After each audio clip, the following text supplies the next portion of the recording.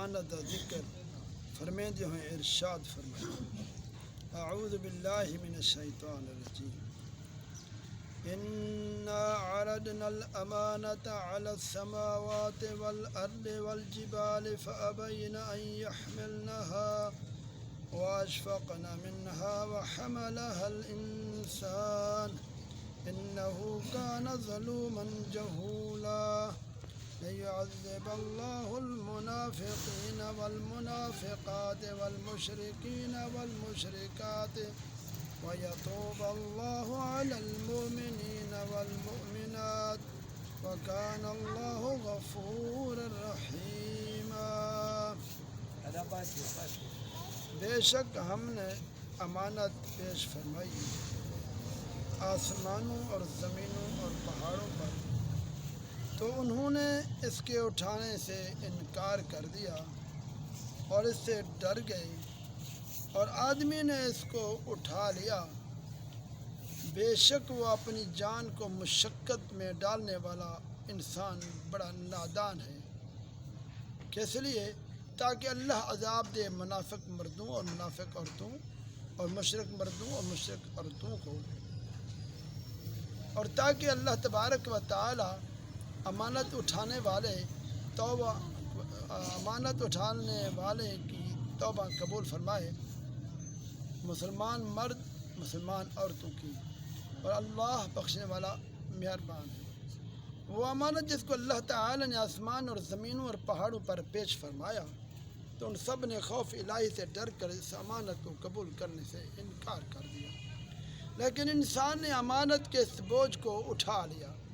سوال یہ ہے وہ امانت در حقیقت کیا چیز تھی؟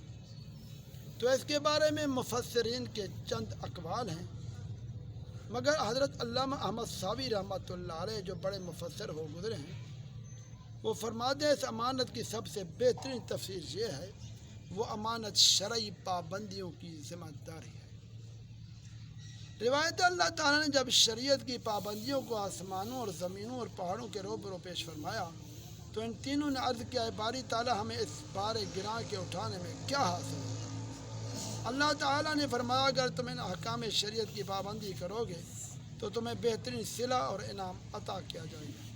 تو تینوں نے جواب میں عرض کیا اے باری تعالیٰ ہم تو بہرحال تیرے حکم کے فرما بردار ہیں، باقی ثواب و عذاب سے ہمیں کوئی مطلب نہیں ہے، لیکن خوف الہی سے ڈر کر کانپتے ہوئے ان تینوں نے اس امانت کو قبول کرنے سے اپنی معذوری ظاہر کرتے ہوئے انکار کر دیا۔ پھر اللہ تعالیٰ نے اس امانت کو حضرت آدم علیہ السلام کے سامنے پیش فرمایا، تو آپ نے بھی دریافت کیا کہ اس امانت کی ذمہ داری قبول کرنے سے ہمیں کیا ملے گا؟ تو باری تعالیٰ نے فرمایا اگر تم اچھی طرح اس کی پابندی کرو گے تو تمہیں بڑے انعام و کرام سے نوازا جائے گا، اور اگر تم نے نافرمانی کی تو طرح طرح کے عذابوں میں تمہیں گرفتار کیا جائے گا۔ تو حضرت آدم علیہ السلام نے اس بار امانت کو اٹھا لیا۔ تو اس وقت اللہ تعالیٰ نے فرمایا اے آدم میں اس سلسلے میں تیری مدد کروں گا۔ در سے ہدایت، ابلیس نے سجدہ آدم علیہ السلام کے بارے میں خدا کا حکم ماننے سے انکار کیا، تو وہ راندہ درگاہ الہی ہو کر دونوں جہان میں مردود ہو گیا۔ مگر آسمانوں اور زمینوں اور پہاڑوں نے امانت کو اٹھانے کے بارے میں حکم الہی ماننے سے انکار کیا، تو وہ بالکل معتوب نہیں ہوئے۔ اس کی وجہ، اس کا راز کیا ہے؟ تو اس سوال کا جواب یہ ہے کہ ابلیس کے انکار اور آسمانوں وغیرہ کے انکار میں بہت بڑا فرق ہے، کیونکہ ابلیس کا انکار بطور استکبار تکبر تھا، اور آسمانوں وغیرہ کا انکار بطور استغار یعنی تواضع تھا۔ یعنی ابلیس نے اپنے کو بڑا سمجھ کر سجدہ آدم علیہ السلام سے انکار کیا تھا، اور آسمان وغیرہ نے اپنے کو چھوٹا سمجھ کر بار امانت اٹھانے سے انکار کیا تھا۔ اور ظاہر ہے کہ تکبر وہ گناہ عظیم ہے جو اللہ تعالیٰ کو بہت ناپسند ہے، اور تواضع وہ پیاری ادا ہے جو خداوند قدوس کو بہت محبوب ہے۔ یہی وجہ ہے کہ ابلیس انکار کر کے عذاب دارین کا حقدار بن گیا، اور آسمان و زمین وغیرہ انکار کر کے مورد عطا بھی نہیں ہوئے، بلکہ خدا کے رحم و کرم کے مستحق ہوئے۔ اللہ اکبر! کہاں تکبر، کہاں تواضع، کہاں اپنے کو بڑا سمجھنا کہاں اپنے کو چھوٹا سمجھنا، دونوں میں بہت عظیم فرق ہے۔ دعا کرو اللہ تبارک و تعالی ہم سب کو تکبر سے بچائے اور تواضع کا خوگر بنائے، آمین۔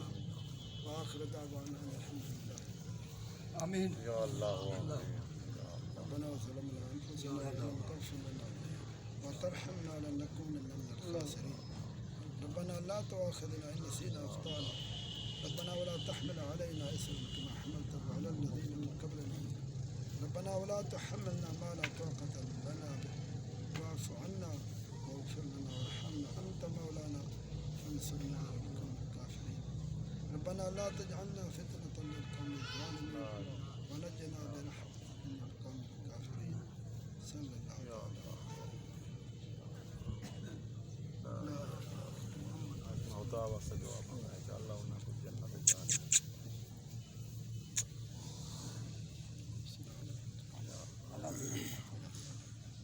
آمین اللهم اغفر لجميع المؤمنين انك مجيب الدعوات یا اللہ حل المشكلات یا اللہ اللہ